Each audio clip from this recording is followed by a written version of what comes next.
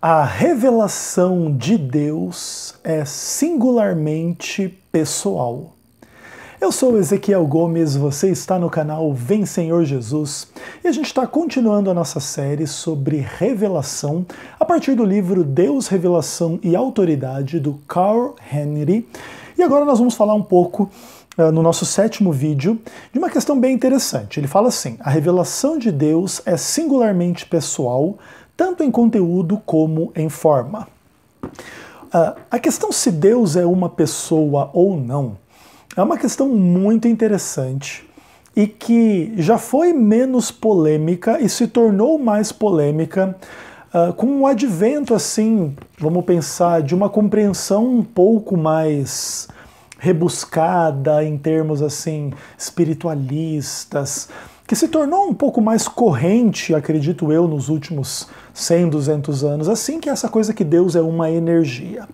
Creio eu que esta ideia sempre existiu, mas ela foi bastante eclipsada pela vitória judaico-cristã, especialmente na mentalidade ocidental. O mundo oriental, creio eu, que sempre teve uma visão um pouco mais impessoal desta energia que criou o universo, ou que sustenta o universo e etc.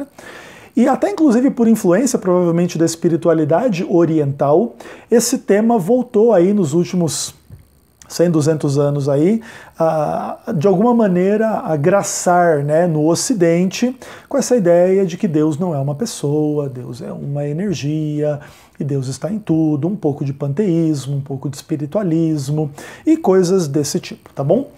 Entretanto, a noção de que Deus é uma pessoa é uma das noções mais fundamentais da teologia cristã, não só pela pessoa de Jesus de Nazaré, que reflete a Deus como Filho de Deus, que é um com o Pai, mas em relação ao próprio Deus em si, e sem nenhuma negação de que Cristo seja Deus em si. Inclusive, Cristo só pode manifestar o Pai sendo uma pessoa e como uma pessoa viva, etc., etc., porque justamente Deus carrega todas essas características. De outra forma, existiria um problema, né, do revelador, daquele que revela a Deus, não ter capacidade de revelar a Deus em função aí da diferença de manifestação, o que é uma coisa interessante, inclusive. Por que Deus não pode ser manifestado como um ídolo? Porque não é isso que ele é. Deus pode ser manifestado como um ser vivo, por exemplo, na encarnação de Cristo? Sim, porque Deus é um ser vivo. Ainda que a exata definição de ser vivo, do Deus vivo, da natureza de Deus, seja uma questão bastante complicada, em função mais ou menos do seguinte: a criação vem à existência por obra de Deus. Então, dentro da nossa perspectiva, dentro da criação, tempo, espaço, matéria foram criadas a partir da criação, ok? Então não existia antes do universo criado tempo, espaço ou matéria no sentido em que nós nos referimos a tempo, espaço e matéria no contexto da criação. Então, por exemplo, Deus antes da criação não tem tempo, não tem espaço, não tem matéria. Não no sentido daquilo que é criado por Deus em condição de tempo, espaço e matéria. Então Deus está além destas questões.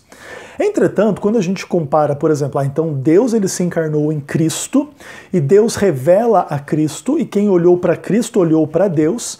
Então você olhou para Cristo, olhou para um ser humano de carne e osso. Então Deus é um ser humano de carne e osso. Você olhou para Cristo, ele é um ser vivo, dinâmico, que pensa, que sente, que anda, que fala em um ambiente, entre aspas, maior do que ele mesmo, né? Cristo andando pela terra é Cristo andando num ambiente maior do que ele. Então Deus é um homem de carne e osso que anda, fala e vive num lugar maior do que ele mesmo. Percebe que se a gente for fazer uma contraposição absoluta, isso não vai funcionar, inclusive porque a revelação bíblica diz que Deus é maior do que o céu e o céu do céu não pode o conter, certo? Então Deus é de natureza diversa da criação, de maneira que Deus não tem carne e osso, pelo menos segundo a revelação bíblica, ainda que Cristo tenha tido carne e osso e revelou o Pai. E provavelmente o sentido da revelação do Pai tem a que ver muito mais com essência de caráter do que com toda essa estrutura de um ser humano de carne e osso num universo muito maior do que ele, ser humano de carne e osso. Então você percebe que as questões começam a ser bastante interessantes e bacanas para a gente começar a refletir. Naturalmente, todos esses entendimentos são polêmicos. A natureza do tempo, a natureza da matéria, a natureza do espaço. E antes de tudo isso, Deus é temporal ou atemporal, é físico ou não é físico, tem corpo ou não tem corpo. Vive num lugar ou não tem lugar nenhum? E que implicações existem, né, para Deus existir, por exemplo, fora do ambiente da criação, fora do tempo da criação, fora da matéria da criação? Existem analogias a estas coisas antes disso, fora disso, etc? Ou não? Enfim. E tudo isso filosoficamente é muito interessante, mas naturalmente nós não temos revelação completa a esse respeito. São mistérios científicos, filosóficos, religiosos, teológicos bastante profundos, que Deus não revelou de maneira absoluta, exaustiva e completa, de maneira que a gente vai ali tateando para avaliar o que a gente pode ou não deduzir, o que a gente pode ou não concluir. E o que acontece? Justamente por causa da nossa dificuldade de deduzir, ou de imaginar, ou de pensar, ou talvez por causa da facilidade de deduzir, conceituar e imaginar, é que Deus precisa revelar. E a revelação dele não é exaustiva e absoluta, mas ela conta com alguns elementos que nos permitem ter algumas decisões bastante seguras a respeito de Deus. E aí o Carl Henry escreve o seguinte: Deus revela seu próprio nome como elemento de controle de sua revelação. Muitos séculos antes de os filósofos gregos tentarem inundar o mundo com suas conjecturas sobre a realidade fundamental, os profetas hebreus já tinham articulado a questão crucial: qual é o nome de Deus? Desde o início eles sabiam que o absoluto não era um aquilo, um princípio impessoal, mas era o Deus que torna a sua própria pessoa conhecida. A partir da revelação associada com o nome de Deus, aprenderam tanto seu caráter como seus propósitos. O Eterno é o Deus que se auto-revela. Ele é o que ele é, o qual garante a sua presença pessoal.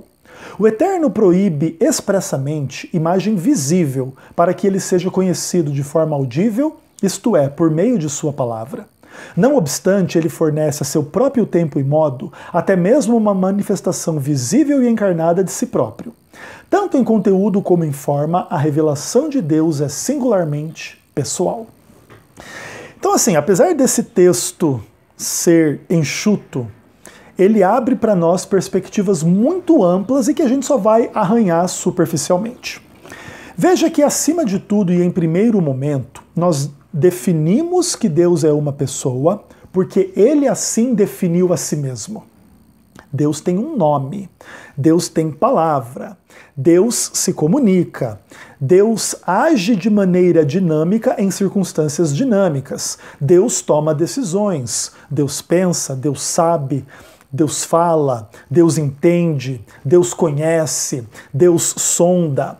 Todas essas questões são atribuídas a Deus ao longo da revelação bíblica, e o ápice delas todas é o seu nome, né?